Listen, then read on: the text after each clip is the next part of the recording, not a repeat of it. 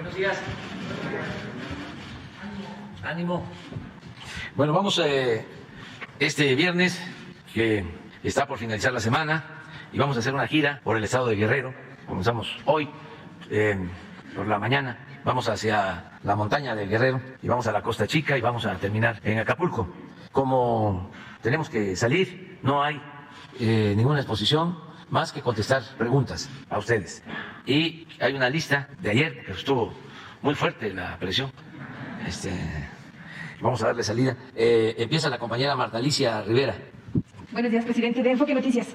Bueno, yo quisiera preguntarle qué va a hacer el gobierno una vez que se determinó que todavía no puede recuperar la categoría 1 la aviación mexicana, que podría ser hasta fin de año, pero en las observaciones que hace la FAA determina que pues son asuntos o temas respecto a asuntos salariales, incluso consecuencias por el recorte presupuestal que ha sufrido, y por lo tanto pues se ve limitada la aviación, los vuelos, todo esto, y que pueda despegar por fin el aeropuerto. Entonces, ¿cómo va que le dijeron y qué van a hacer? Pues se está haciendo una revisión, se está cumpliendo con todos los requisitos y yo espero que no vaya a haber ningún problema. Desde luego se aprovechan, hay muchos intereses, empezando por los que no nos quieren y están todavía molestos porque no se construyó el aeropuerto en el lago de Texcoco. No se les pasa todavía el enojo. Entonces ya se volvieron especialistas, ¿no?, en todo. De repente comenzó una campaña de los riesgos en el actual aeropuerto de la Ciudad de México, de los despachadores que son profesionales, incluso campañas para decirle a los pasajeros que si había demora en pasar la aduana, era culpa mía, era culpa de que la Secretaría de Marina estaba trabajando en el aeropuerto, etcétera, etcétera, etcétera. Pero bueno, estamos buscando dar respuestas a todas las peticiones que nos hacen. Debe también tomarse en cuenta, porque esto es importante, que no todas las organizaciones internacionales son honestas, en todos los ámbitos. Cuando se estaba discutiendo lo del espacio aéreo y decían que no podía mantenerse el actual aeropuerto, ni el de Santa Lucía, al construirse el nuevo aeropuerto, porque había invasión del espacio aéreo, la asociación más famosa del mundo estaba actuando de manera facciosa, no profesional. Me acuerdo que en ese entonces nos mandaron un dictamen como a las 3 de la mañana, unas horas antes de que nosotros diéramos a conocer cuál iba a ser la postura, si continuábamos o no con la construcción del aeropuerto de Texcoco. Pero así muchas otras organizaciones internacionales, es como los medios de información, que porque es el New York Times, el Washington Post, el Wall Street Journal, el Financial Times, pues no, muchos de esos medios defienden intereses corporativos. Ahora lo estamos viendo con lo de Julián Assange, calladitos todos, alineados, la gran prensa, no dice nada. Entonces, no dejarnos apantallar, porque por lo general siempre ahí están los intereses de grupos empresariales, financieros. Aquí lo más importante es actuar con honestidad, respetar el Estado de Derecho, que haya libertades y, desde luego, no permitir la corrupción y hacer valer la justicia. ¿Sí reconoce entonces estos hallazgos como el tema salarial y el recorte presupuestal como los principales? No es eso, es esta inconformidad y el utilizar cualquier cosa con propósitos politiqueros, porque ni siquiera se puede hablar de política. Van a Europa legisladores del grupo conservador o reaccionario, hombres y mujeres, a decir de que es un narcoestado México, y que yo tengo pactos, acuerdos con el narcotráfico. Sin prueba de ningún tipo, nada. Los reto, no, está muy fuerte la palabra reto, los convoco a que presenten pruebas. Son viles calumniadores. ¿Cómo van a ganarse al pueblo así? Antes sí funcionaba la máxima del AMPA del periodismo de que la calumnia, cuando no manchaba, tiznaba, pero ahora ya no. O sea, como los diputados de la Unión Europea y además los políticos de más alto nivel. Miren lo que ocasionaron con la estrategia aplicada en la confrontación de Rusia con Ucrania, el daño que causaron, que están causando hasta sus mismos pueblos. Con razón se les están volteando, porque es el pueblo el que sufre, el que padece por la inflación, por la escasez de alimentos, por un mal manejo político, por la carga ideológica. No consultan y se lanzan y luego quieren resolver todo con campaña mediática, diciendo que son malísimos los adversarios, son el demonio, satanizando. Si esto no es así, la política no es maniquea, no es de buenos y malos, son circunstancias. Pero ahí está la Unión Europea, acusándonos a nosotros de que no respetamos la libertad de expresión, que se persigue a los periodistas, que hay asesinatos de periodistas. Y ahora con lo de Julián Assange, ni un pronunciamiento, nada, silencio. Actúan como subordinados a los grupos de poder económico y de poder político en el mundo. Fui a plantear a la ONU que había que atender el problema de fondo. Hay 800 millones de seres humanos que viven o sobreviven con $1 diario, mientras unos cuantos han visto crecer sus riquezas como nunca. Y no pasó nada, no se hace nada. Cuando la pandemia fue el colmo, propusimos la creación de un mecanismo para que la ONU pudiera garantizar vacunas a los países con población marginada, pobre. No funcionó. Las vacunas fueron para los países con más ingresos, no para los países pobres. Esos se quedaron hasta el final. Entonces, lo de los organismos también internacionales hay que revisarlos en su funcionamiento. Presidente, y una segunda cuestión tiene que ver con la semana por allá ya la inauguración de Dos Bocas. Se ha difundido que el costo total podría ser superior o alrededor de los 18.000 millones de dólares cuando el costo inicial estaba en 8.000. ¿Qué tan cierto es esto? ¿Está exagerado? ¿Cuándo se darán a conocer? Es una exageración, es que les molesta mucho lo de Dos Bocas. Hay un incremento, pero en los términos autorizados por el Consejo de Pemex para la construcción de Dos Bocas. Y lo que cuesta Dos Bocas es desde luego menor a lo que querían cobrar las empresas particulares extranjeras cuando se licitó y se tuvo que cancelar la convocatoria. Y se está haciendo, vamos a decir, por la administración de manera directa. Se contratan las empresas, pero la conducción de la obra está a cargo de la Secretaría de Energía y vamos a inaugurar la primera etapa el día 1, que ya también he dicho, es una etapa inicial de prueba, pero no tiene que ver con esos costos que se dieron a conocer ayer o antier, y también en todos los periódicos. En todos. ¿No pegaron el incremento de las materias primas, la guerra? ¿Mande? ¿No pegó también al proyecto el tema de los incrementos? Un aumento, pero no 18.000 millones. Pues como un 20-30%. O sea, va a salir como... sí, 11 o 12, incluyendo IVA, o sea, se ajusta a lo que autorizó el Consejo de Pemex. Y esto lo revisa Hacienda y lo revisa también la Función Pública, y está en el rango. Pero ayer se desataron todos. Ahora, imagínense, no solo querían más dinero las empresas para construir la refinería de Dos Bocas, sino que no entregaban en este sexenio la refinería. Nosotros ya vamos a tener la refinería. Va a empezar el periodo de prueba, yo espero que para finales de año, principios del año próximo. Porque eso es lo otro también. Están diciendo que no va a haber producción hasta el 25. No, vamos a producir el año próximo a toda la capacidad en Dos Bocas y vamos a lograr nuestro propósito de no comprar gasolinas en el extranjero, de ser autosuficientes. Puede ser diciembre, puede ser el año próximo. Es un periodo de pruebas. Cuando se inauguró la última refinería que se hizo en Salina Cruz, creo que llevó como un año de periodo de prueba. Esto en 1982, porque es un proceso de integración. Ahora que vamos a ir se van a dar cuenta de lo que es. ¿No tienes una foto de la refinería? ¿Cómo está? Es una gran obra para procesar 340,000 barriles diarios. Vamos a producir en esa refinería el 20-25% de toda la gasolina que consumimos en el país. Y les comento algo para ver si me replican los expertos del financiero. Miren eso, es una obra magna. ¿En cuánto tiempo? 3 años y medio. ¿Y en dónde hacen eso? ¿Qué lugar del mundo? Pero en vez de estar diciendo que esto nos da independencia y seguridad, que no estemos padeciendo lo que lamentablemente están padeciendo los consumidores en Estados Unidos, en vez de eso, atacar. Acaba de plantear el presidente Biden que va a otorgar un subsidio a las gasolinas en Estados Unidos. 3 veces. Y ojalá y se lo aprueben porque tiene que pasar todavía al Congreso. Y, con todo respeto, hasta los legisladores de su partido no le ayudan. Hay un señor ahí, Menéndez, ya es hasta escritor de la Reforma, que es de su partido. Pero como son 50 senadores, 50 y 50, mire, ahí está Bob Menéndez, de ayer. En el Reforma, este señor amenaza y chantajea. Este fue el que influyó más para que no se invitara a todos los países de América a la cumbre, amenazando que si se les invitaba, él dejaba de votar por los demócratas. Y como está parejo 50-50, su voto es determinante. Pero no solo en este caso, cuando la aprobación del plan de infraestructura para el gobierno de Estados Unidos, también legisladores del Partido Demócrata regateándole el apoyo al presidente Biden. Nada más que el presidente Biden es un buen político y un buen ser humano, pero abusan todos ellos, puro ventajoso. Bueno, ojalá y apoyen al presidente y apoyen inclusive a su partido. Ellos están llevando a el fracaso a su partido y no ayudan al presidente. Ojalá y pronto aprueben lo del subsidio.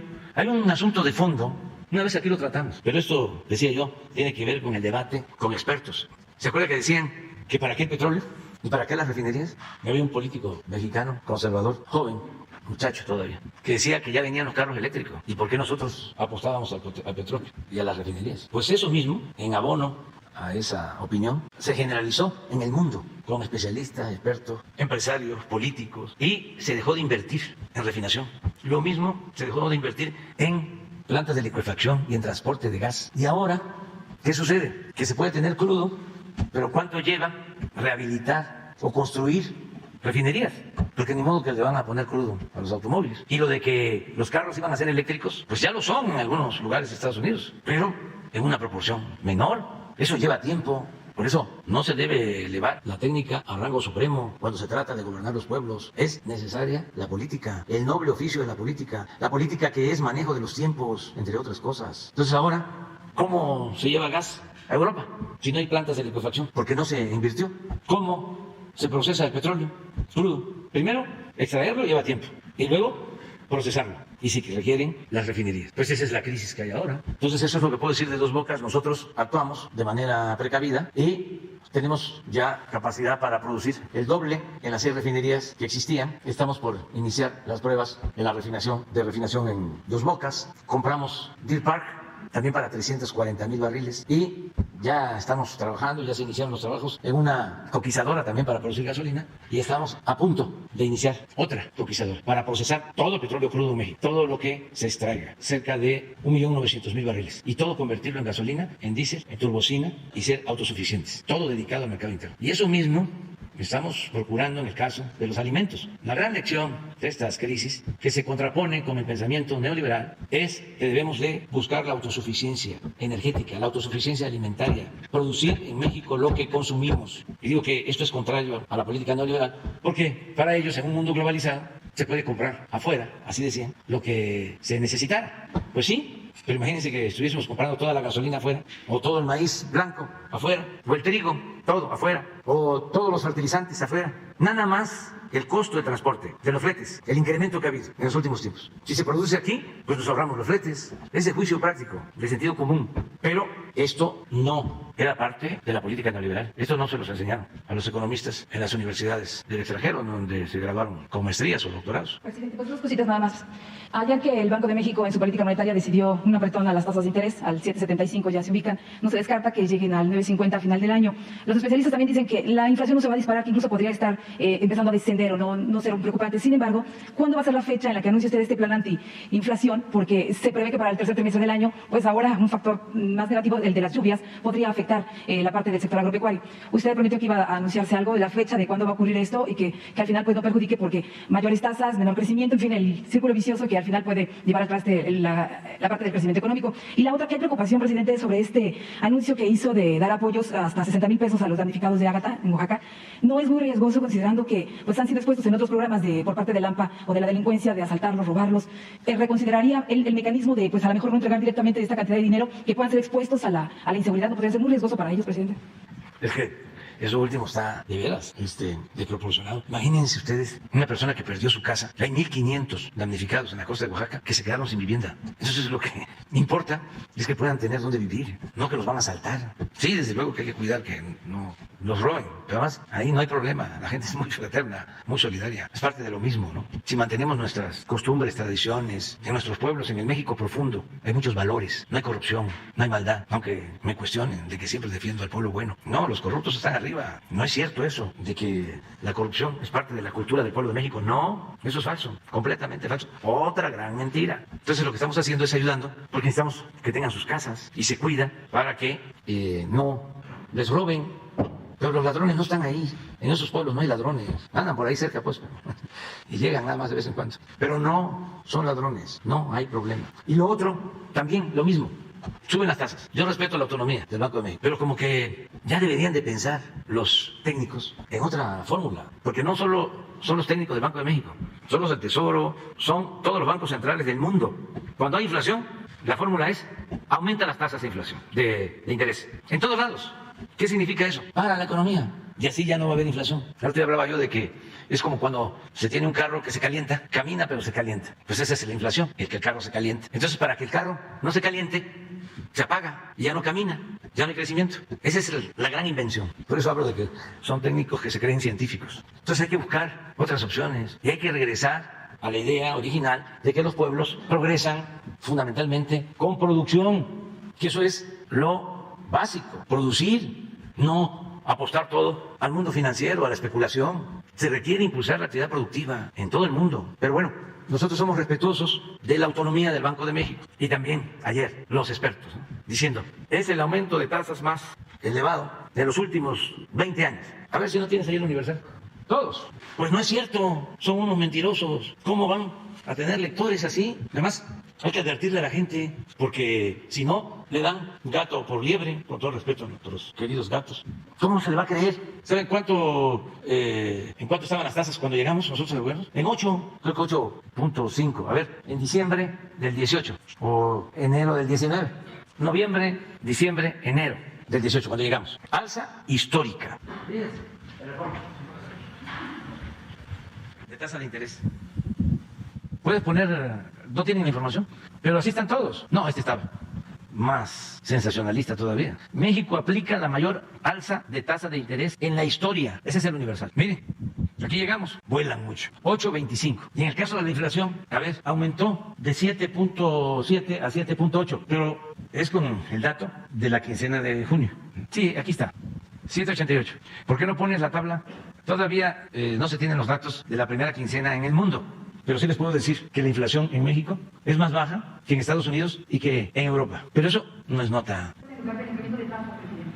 Impulsar la producción, ¿qué es lo que estamos haciendo? El caso de energético nos dio tiempo. El caso de alimentos es que dejaron completamente abandonado el campo. Completamente abandonado el campo. Entonces, tenemos producción de maíz blanco, que, bueno, es un consuelo, que es el que se ocupa más en los alimentos. Pero hay que importar alrededor de 16 millones de toneladas de maíz amarillo para el sector pecuario, para alimentos de pollos, para alimentos de cerdo. Esto de Estados Unidos. Ahora que voy a Estados Unidos, que voy a tener una entrevista con el presidente Biden, le quiero hacer una propuesta para que conjuntamente, en la medida de nuestras posibilidades, podamos llevar a cabo un plan antiinflacionario conjunto. A ver, les hablo de 3 acciones. La primera nos está funcionando muy bien, que es la que tiene que ver con energéticos. Como está arriba el precio del petróleo crudo, los excedentes los estamos utilizando, inclusive no todos, para que no aumente el precio de las gasolinas y del diésel.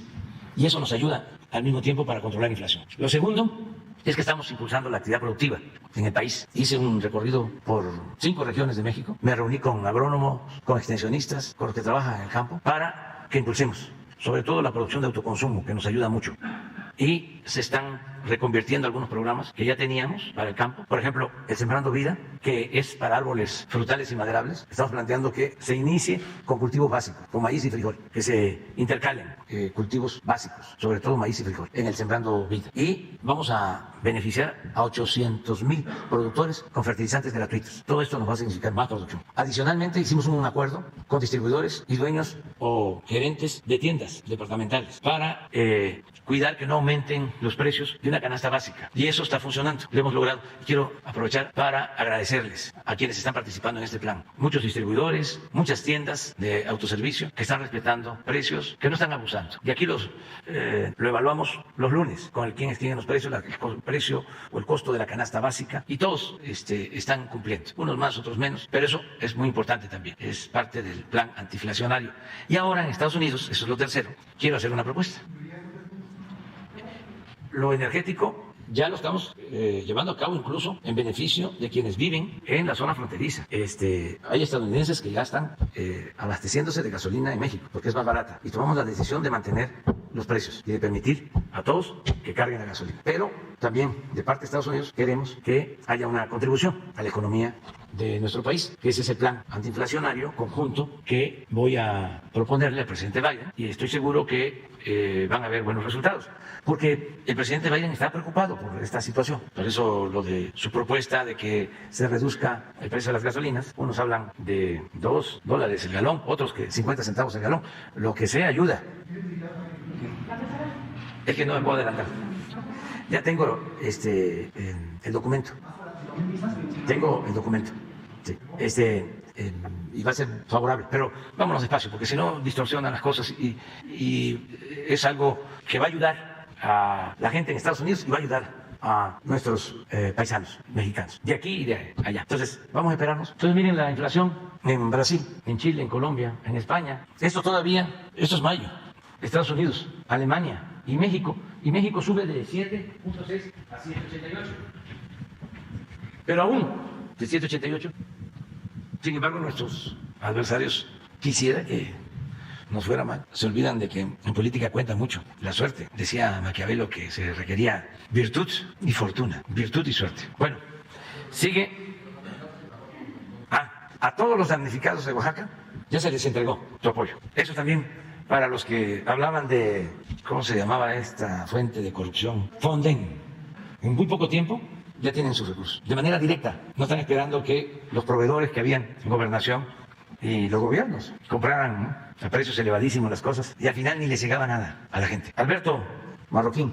Buenos días, señor presidente. Alberto Marroquín Espinosa, desde JF Informa, desde Cancún. Es ahora am.com desde Querétaro y frecuenciacat.com. Somos medios digitales. Señor presidente, de las 4 entidades que ganó Morena el pasado 5 de junio, 3 fueron candidatos hombres y una mujer, Mara Lezama, de Quintana Roo, a quien ya se le entregó su constancia como gobernadora electa y se convertirá el próximo 25 de septiembre en la primera mujer que gobernará aquella entidad peninsular.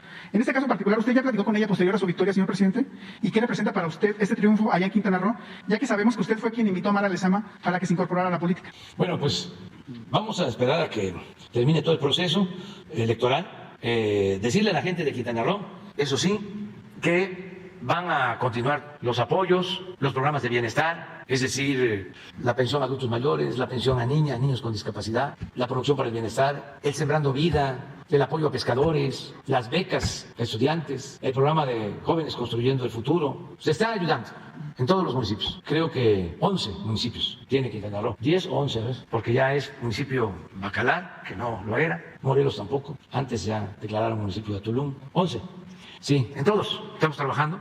Y 2 cosas muy importantes. Una, el Tren Maya, que va a comunicar completamente al Estado, desde los límites de Yucatán, por el lado del Golfo y Quintana Roo, pasando Valladolid, en la entrada a Holbox, a Cancún, Tulum, Felipe Carrillo Puerto, Bacalar, Chetumal, Calakmul, es decir, Espujil, que ya es Campeche, pero ya está en los límites. Pero es todo Quintana Roo, comunicado con el Tren Maya. Y para Cancún estamos a punto de iniciar la construcción de un puente que va a ayudar mucho, un puente como de 5 o 6 kilómetros desde la punta de la zona hotelera hasta la avenida Colosio.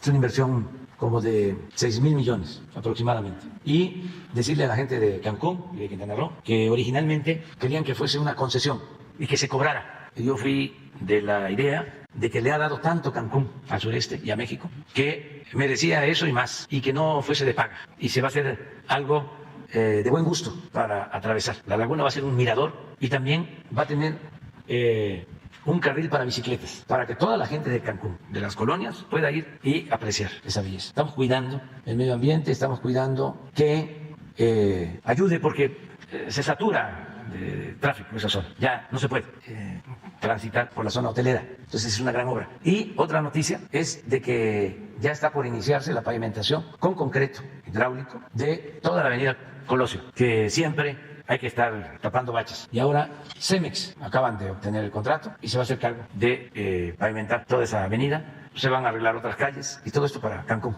No podíamos decirlo porque como habían campañas, pero ahora sí ya. Señor presidente, y en una segunda pregunta, le pongo en contexto. En el gobierno de Calderón, quienes fungían como oficial mayor del ramo en cada secretaría, normalmente lo designaban directamente el presidente Calderón en aquella época, pero a partir de 2009 se empezó a dar una cuestión de inventar auditorías, de destituir a funcionarios públicos de una forma, pues de una injusticia total, ¿no? Se lo pongo en contexto porque hoy en día en lo que es el órgano interno de control no está respetando lo que es la ley de servicio profesional de carrera, no está aplicando, a pesar de que ya la Secretaría de Función Pública ya determinó como falta grave el hecho de no cumplir con lo que marca la ley de servicio profesional de carrera en materia de despidos injustificados, sobre todo a los funcionarios que les aplica la ley de servicio. Y esto salió a raíz desde el año pasado, que le denuncié algunos despidos injustificados y que la propia Función Pública ya determinó como faltas graves, pero el órgano interno de control pues como que no está operando en esa misma línea que la Función Pública. Ojalá usted nos pudiera apoyar qué está pasando con los órganos internos de control, sobre todo a lo mejor en específico le puedo hablar de la SCT y de la Secretaría de Economía. Sí, cuando no hay malos manejos, no se quedan sin trabajo los administradores de las distintas secretarías. Y por lo general lo que se hace es que si ya llevan algún tiempo en una secretaría, se les pasa a otra y la gente que actúa con rectitud no tiene ningún problema. Y vamos a investigar lo que tú estás planteando. Sí, está ocurriendo, la verdad, que incluso yo incluso escritos a usted aquí en la Atención Ciudadana. Obviamente sabemos que usted pudiera leer todos esos escritos, es muy difícil porque son muchos que le llegan al mes seguramente. Y obviamente la Atención Ciudadana los remite a los secretarios de Estado para que le den respuesta, pero a veces lo que pasa, el secretario de Estado no lo lee y se lo manda directo al funcionario que realizó el despido. Entonces, obviamente ese funcionario pues que va a decir que todo está conforme a derecho. Entonces ahí es donde se empieza a desvirtuar. Y si tienes los datos, aquí con Jesús. De hecho, la Función Pública tiene toda la información de todo lo que he denunciado aquí en la mañanera. Sí, lo vamos a volver a revisar. Okay. Y que lo atiendan los responsables de la Secretaría. Muchas gracias, señor presidente. Sí, muy bien. Beatriz Contreras. Buenos días, presidente, compañeros. Beatriz Contreras Castillo, de la revista Polemón. Presidente, usted ya ha denunciado en varias ocasiones a la prensa, medios y intelectuales que alquilan o prestan sus servicios, si así le podemos decir, para hablar sobre los intereses de los privados. En la revista Polemón hicimos una investigación acerca de Enrique Krause y Héctor Aguilar Camín, porque ellos recibieron durante los sexenios de Felipe Calderón y de Enrique Peña Nieto 416.384.827 pesos, de los cuales solamente 280 millones fueron para gastos de publicidad oficial. Y bueno, ahora que ya se les acabó ese dinero, pues están evidentemente muy enojados. Pero lo que nosotros encontramos fueron unos contratos donde el gobernador Enrique Alfaro de Jalisco, en su camino de querer ser presidente, ha destinado más de 134 millones de pesos en publicidad propia, y de esta cantidad desembolsó al menos 5.401.870 pesos para pagar los halagos que públicamente le ha hecho Enrique Krause en sus redes. De hecho, algo que todos pudimos ver fue la vez que el gobernador Enrique Alfaro mandó a reprimir una manifestación cuando varias personas exigían justicia por el asesinato de Giovanni, a quien pues mataron brutalmente por no portar cubrebocas. Y bueno, Héctor Aguilar Camín también recibió recursos por parte del gobernador jalisciense en el 2019, que se le entregaron 5 millones de pesos. También pudimos ver que Krause pues comparó a Alfaro con Mariano Otero, y pues esto le salió muy caro a los jaliscienses. ¿Qué piensa usted de estos contratos millonarios que recibieron Héctor Aguilar Camín y Enrique Krause? Pues así era antes, ¿no? Y ya cada vez es menos el que se pague por los halagos, ya cada vez se paga menos por la quema de incienso. Ya no es lo mismo. Antes, ahora sí que canasteaban, porque sacaban del gobierno federal, sacaban de los gobiernos estatales, sacaban de los organismos autónomos, todo lo que era, por ejemplo, cultura, universidades, y además sacaban de las asociaciones empresariales, les daban, incluso empresas, corporativos. Entonces ya no es lo mismo. Sigue habiendo financiamiento, pero es menor. Lo que falta por transparentar es el dinero que reciben asociaciones como las de Claudio X González del gobierno de Estados Unidos. Eso todavía no está claro, pero ya se ha limpiado mucho. Y por eso pues es el enojo, pero imagínense cuánto ahorro. No les gusta cuando hablo de la austeridad republicana, menos cuando hablo de que la fase superior de la austeridad republicana es la pobreza franciscana. Porque la verdad recibía muchísimo dinero. Y en algunos lugares más que otros. Una vez me contó un director de un periódico que le dijo a un escritor de estos famosos: ya no te puedo pagar 200, 300 mil pesos, ya no puedo pagarte tanto. Y le digo: ¿y cuánto me puedes pagar? Pues lo más que te puedo pagar son 50. No le hace, porque me interesa el espacio. O sea, porque el espacio le permitía tener otros ingresos, pero de 300 a 50. ¿Ustedes creen que la gente sabía que Carlos Loret de Mola, nada más de ingresos formales, recibía 3 millones de pesos mensuales? No, eso no se sabía. Y hay otros que recibían más, mucho más, y mansiones y departamentos en el extranjero, igual que los políticos corruptos, competían. Entonces vamos avanzando gracias a la participación de todos, porque si no apoyara el pueblo nos tendrían bocabajeados, sometidos. Pero como hay apoyo del pueblo, aunque le sigan con las campañas de calumnia, de mentira, el sensacionalismo, ya no. Y reafirmo el compromiso por convicción de garantizar la libertad de expresión. Nadie va a ser censurado, ni mucho menos perseguido o reprimido. Y nos va bien. Ayer la encuesta que mide cómo están los presidentes en el mundo nos vuelve a dar un buen lugar. ¿Por qué no la pones? Vamos a presumir un ratito nada más. Como decía Monsi, para el archivo de vanidades. Ahora que me acordé de Monsi, les voy a mostrar, a ver si lo encuentran, a Monsi con una foto de un periódico de La Jornada, de unas declaraciones de Felipe Calderón. ¿No la tienes? Busca, pero a ver la encuesta. Este es ayer. Y hay que ponerla para que, como es tanto bombardeo, si se vive aquí en la Ciudad de México, ¿no?, y se ve en el carro y se va escuchando un programa de radio, y golpeteo, y cambias la estación y golpeteo, pues a lo mejor lo que decía el propagandista de Hitler, Goebbels, una mentira que se repite muchas veces puede convertirse en verdad. Entonces nos pueden hacer dudar. No. La revolución de las conciencias. Ya la gente está muy consciente. Miren cómo están. 67 de aprobación, 25 en contra. Nada más este señor nos gana. Modi, 76-19, presidente de la India. Y de los aprobados, a ver, bájale, sin dar nombres: Australia, Suecia, Italia. Aquí está, ¿no? ¿No es eso? Sí, Italia. Japón. No, Japón no, está 0-0. 41-41. No, ya no hay más. De 21. A ver la foto de Monsi. Es buenísima. Ahí está Monsi. Ese era Monsi, sacando la declaración de un estadista. Bueno, ya, que en paz descansemos. Vamos a seguir. Juan Carlos. ¿Le puedo hacer otra? Es que tenía otra. A ver. Sí, perdón. Bueno, es del mismo tema. Preguntarle si este golpeteo que le lanzan constantemente está relacionado también con que García Luna, que ahora está preso, benefició a periodistas y políticos empresarios. A Televisa de Emilio Azcárraga le dieron 5.649 millones, a Salinas Pliego de TV Azteca 4.045 millones, a Juan Francisco Gali del Universal 2.092 millones y al Reforma de Junco de la Vega 987 millones de pesos. Además, también el superpolicía favoreció a Carlos Loret de Mola, a Raimundo Riva Palacio, Carlos Marín, Ciro Gómez Leiva, entre otros personajes. Usted pues haría un llamado a que la gente pues se informe más, porque con todo este golpeteo pues ahora ya no se les da estos recursos a estos personajes y por eso están muy enojados. ¿O qué le diría usted a las personas? Bueno, eso sobre lo que García Luna entregaba a medios, lo cierto es que no hay información probatoria. Solo fue una acusación de los fiscales de Estados Unidos, pero no dieron datos o no se dieron a conocer los datos. Yo siento que el golpeteo contra nosotros tiene que ver con la transformación. Es que es molesto el que se tenga preferencia por los pobres, aunque parezca increíble. Al conservadurismo le molesta mucho eso. Por eso lo de populismo, lo de paternalismo, todo lo que ellos, cuando estaba en su apogeo, el neoliberalismo, le entregaban a los de arriba, le llamaban fomento o rescate, como el caso del FOBAPROA. Pero lo que se le da a los pobres, que además es la función esencial de cualquier gobierno, conseguir y buscar la felicidad del pueblo, a eso le llaman despectivamente populismo, paternalismo y otras cosas, comunismo. Entonces, esa es la molestia.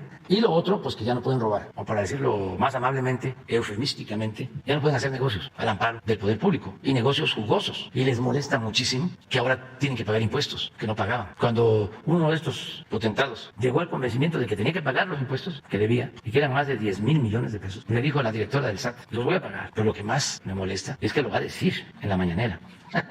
No lo dije.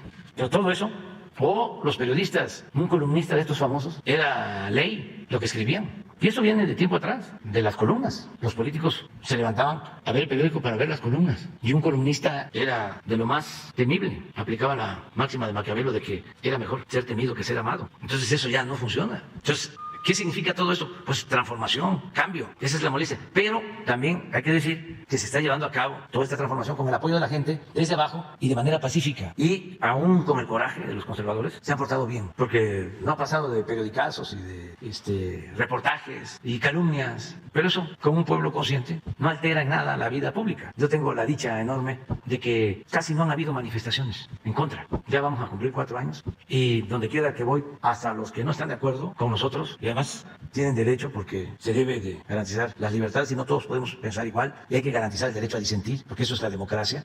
Aún ellos nos respetan y se va avanzando, y esto es bueno para el país. Estamos viviendo un momento estelar en la historia de México. Por más que digan qué barbaridad, cuánta violencia, hay más homicidios ahora que cuando Felipe Calderón. Nada más que eso es una verdad a media, y a veces las verdades a medias son mentiras completas. No tienes ahí cómo agarró Calderón el gobierno, cuántos homicidios había cuando él entra y cuántos deja. Ese es el dato.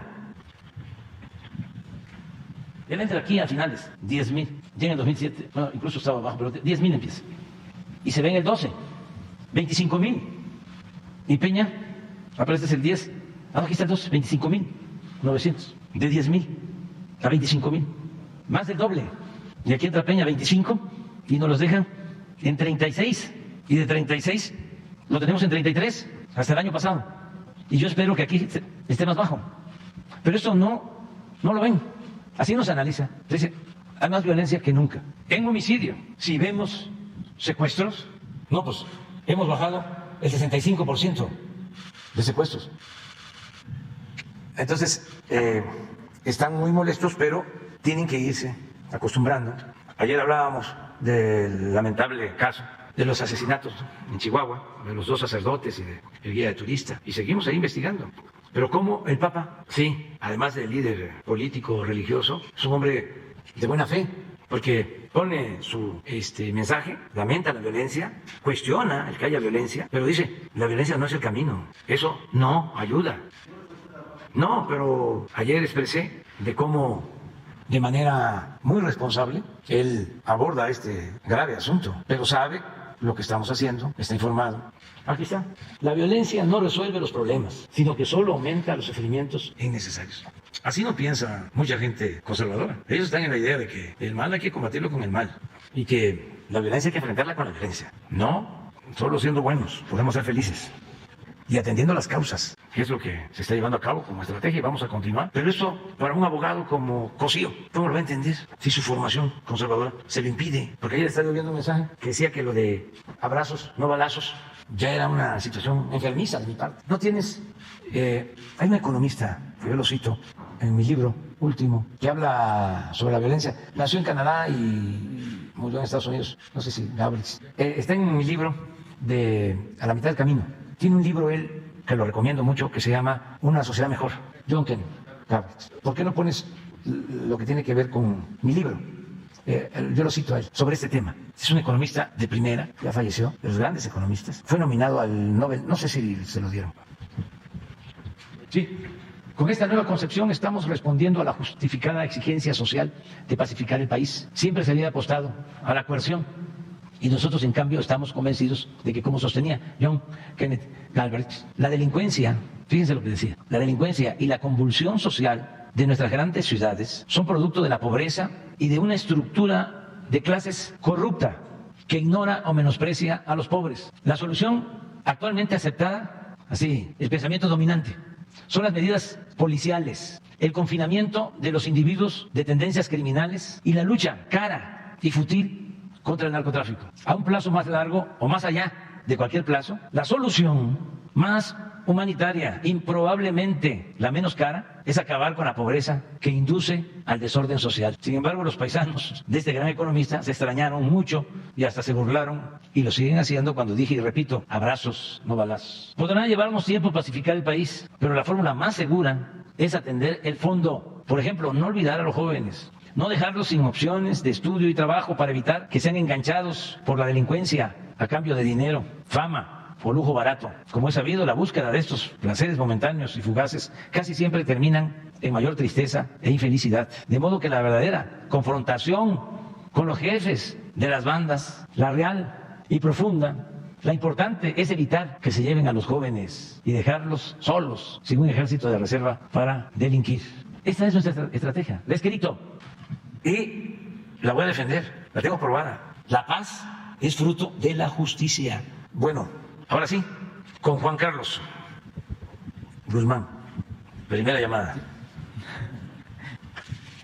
Señor presidente, Señor presidente, buen día. Carlos Guzmán de ABA Noticias, de 4 Media Telecomunicaciones de Veracruz. Dos temas y una queja muy rápida porque tengo que salir corriendo para la jefa de gobierno. Tengo evento con la jefa de gobierno en Iztacalco. Rápidamente, si nos puede dar su opinión sobre el tema del caso Lozoya. Ayer se difundieron nuevos audios en los cuales supuestamente el fiscal Alejandro Hertz estaría obligando, conminando al papá de Emilio Lozoya a cambiar de defensor de inicio. Señor presidente, muchísimas gracias. Pues no tengo opinión sobre eso, porque pues es una lucha de intereses. El señor Lozoya está acusado de entregar sobornos a legisladores del PAN y también de manejar dinero en la campaña del licenciado Peña Nieto. Es un asunto que está viendo la Fiscalía y hay pues mucha confrontación, participan abogados y no me quiero meter en eso. Solo repetir que le tengo confianza al fiscal. ¿Mande? No, es que yo soy de la opinión que se debe de buscar que haya testigos protegidos. Acá se les llama criterios de oportunidad, porque lo importante pues es conocer lo que sucedió y lo más importante también es que reparen el daño. Eso corresponde a la Fiscalía y a los jueces, pero si se roba dinero del presupuesto o cometen ilícitos que afectan la vida pública y se van a litigios y pueden estar en la cárcel un tiempo y luego salen y hasta se les devuelve el dinero, porque así era antes. Nada más recuerden algunos casos sonados, muy sonados, que sí estuvieron en la cárcel. No es lo más agradable estar en la cárcel, ¿no? Pero después de que estuvieron en la cárcel, les regresaron todo el dinero por influyentismo.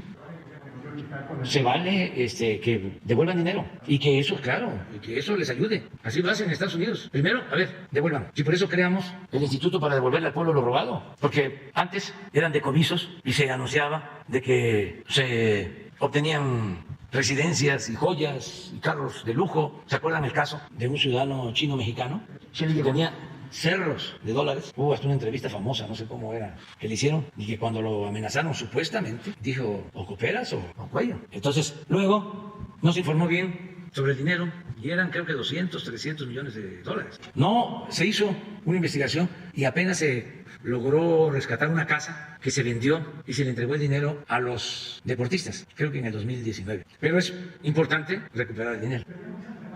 Como la candidata de Morena se ha visto que la gubernatura. que fue detenida y se nos pasó 2 meses en el hospital, regresó 22 millones de pesos y salió pues muy fuerte caminando. Pues sí, debería de, además de eso, pues castigarse. Pero antes ni los 22 millones. Y a mí me importa mucho el que se devuelva el dinero, que es del pueblo. Pero todavía no sale, ¿no? ¿O ya salió? Yo sí, no pueden liberarlo si no repara el daño. Yo les platiqué aquí de un caso de una empresa petrolera famosa que entregó sobornos, fue denunciado como Odebrecht en Estados Unidos y allá devolvió dinero y en sus declaraciones planteó que había sobornado a funcionarios de Pemex en este gobierno. Entonces nos enteramos, se dio a conocer y dijimos, pues vamos a presentar una denuncia. Nos buscaron para devolvernos el dinero, pero no querían que se supieran los nombres de los funcionarios. Y dijimos, no hay acuerdo. Primero, los nombres y luego la reparación del daño. Y ahora sí ya dieron a conocer los nombres hace poco, porque mantuvimos la denuncia, la mantenemos. Y es una empresa famosa, porque así era. Veían a México como tierra de conquista. Hasta en los países con más ética empresarial se veía a México como botín.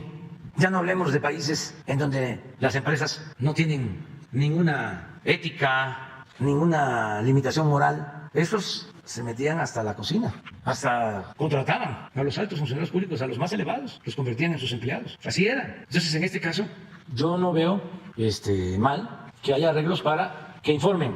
A ver, ¿cuánto diste? ¿A quién le diste? ¿De cuánto fue el defalco? Y las autoridades que hagan la investigación y se fijen los topes de lo que tienen que pagar para reparar el daño. Lo que hizo el señor Ancira, que aceptó devolver $200 millones. Lleva como 75 millones o 100, no tengo la información, ya devueltos. Y los abogados, porque ese era un grupo también muy especial, se anunciaban en las revistas de esas famosas y frívolas. Salían con trajes impecables, bien arreglados. Y sus notas eran: no tengo a ninguno de mis clientes en la cárcel. Pues ¿cómo iban a tener a sus clientes en la cárcel si no era delito grave la corrupción? Y tenían una red de componendas y de complicidades. Eso ya no hay. ¿O lo han visto ustedes? Habían unos famosos. Todo esto lo digo por los jóvenes. Y ojalá y los maestros en la prepa, en la universidad, sobre todo en las carreras que tienen que ver con ciencia social o con la ciencia social, traten estos temas. Porque realmente estamos viviendo tiempos de transformación, de cambio. Leí una síntesis. Leí una transcripción de una conversación entre el fiscal y el papá del señor Lozoya. Esa es la de ayer. ¿Esa es? Esa es la de ayer. La de ayer. ¿La de ayer? ¿Hay otra nueva? No, esa es la reciente, la que ustedes... Esa es la que leí. Sí, pero ya con eso, como dijo el del machetazo, ya con eso tengo. No,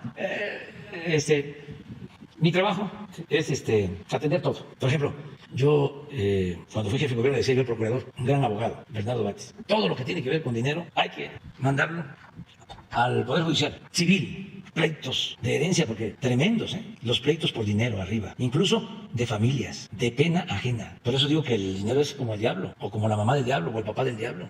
Enferma a la gente. No estaba equivocado cuando Hidalgo le dijo a los que lo estaban juzgando, el único Dios de ustedes es el dinero. Entonces le decía, no, esto es procuración de justicia para todo el pueblo. No, solo las tranzas de los de arriba, porque era muy común querer convertir asuntos civiles en penales. ¿Y saben por qué? Porque cuando es un asunto civil, se va a un juzgado y tarda. Cuando es un asunto penal, aunque no debiera hacerlo, pero por el influyentismo, convierten el asunto civil en penal y va a la orden de aprehensión y detienen a la persona y como ya está detenida, pues entonces sí, cobran rápido. Y los abogados, con la influencia, que hacen esa maniobra, reciben muchísimo dinero. Una vez nos descuidamos y uno de estos abogados, famosísimos, hizo una operación así de convertir un asunto civil en penal y se ganó como $1,000 millones de pesos. El abogado. Ese es otro asunto. Los jueces. Y no generalizo, magistrados, ministros, no generalizo. Incluso reconozco que hay muchos jueces no solo honestos, valientes. Porque imagínense juzgar a capos. Sin embargo, hay otros que son trácala.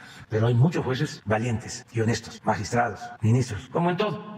Pero sí está muy penetrado el Poder Judicial. Sin embargo, no podemos generalizar, porque sí hay gente honesta, íntegra y valiente. Nosotros le damos protección a jueces, pero de todas maneras. Yo le tengo confianza al fiscal. Ya nos vamos. ¿Qué? Espérame. ¿Te quedas para mañana? ¿El lunes? Sí, ahí terminas. Ok, sí, está bien. Es que me están esperando, la verdad. Y se queda Judith y Arturo. Sí, y que la pasen bien. Sí. Mira.